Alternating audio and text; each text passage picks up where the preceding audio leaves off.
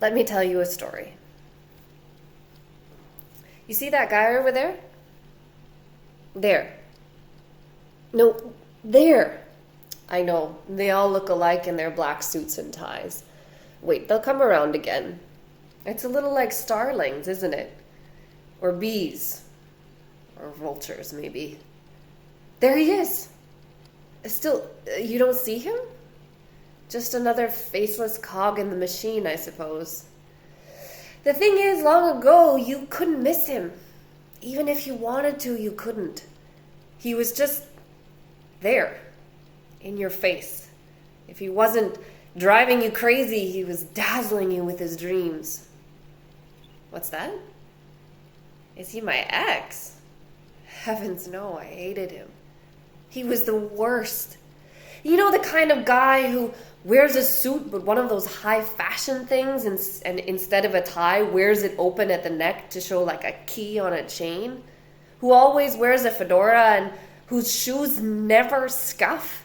You can just look at them and know that they're an asshole even before they start peeing on the street and smoking in the subway.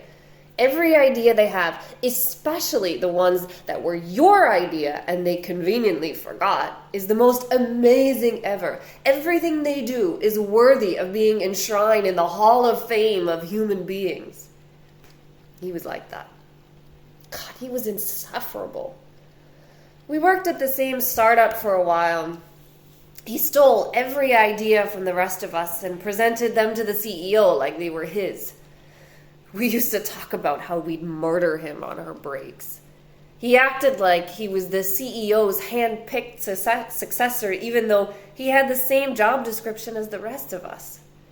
He used to come by our desks and ask for updates, and then he'd go off and tell on us. Do I think he's doing that now? No. Look at him.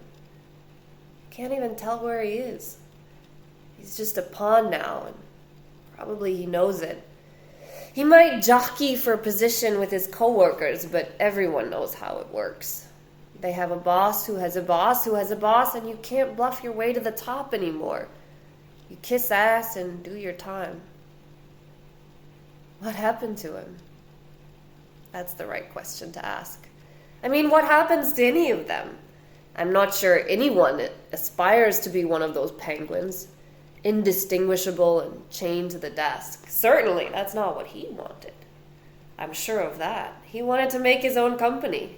He didn't know what, he just wanted to be the guy in charge, and he'd come up with a new shitty idea every week, acting like it was as novel as sliced bread. It's kind of a sad story, even though he probably did deserve all of it. It's nothing new either. He didn't even manage to fail in a new way.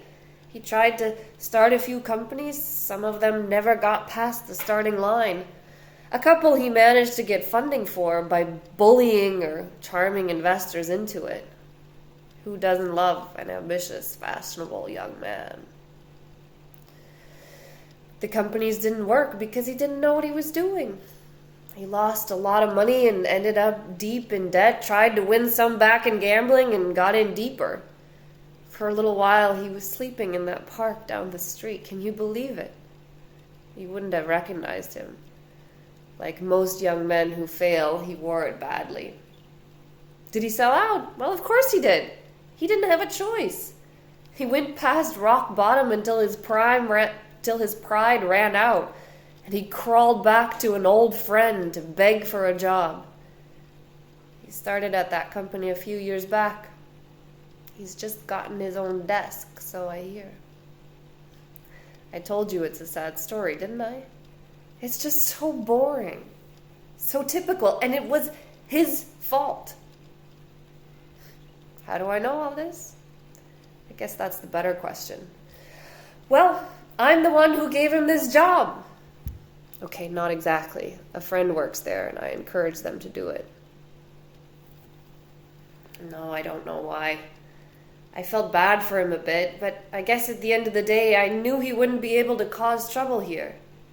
Everyone else is like him. They're all pretenders and dreamers who were too concerned with power to come up with a good idea or be a decent person. You see? He's nobody now. He's just another faceless man. A faceless man in a suit, working for the man.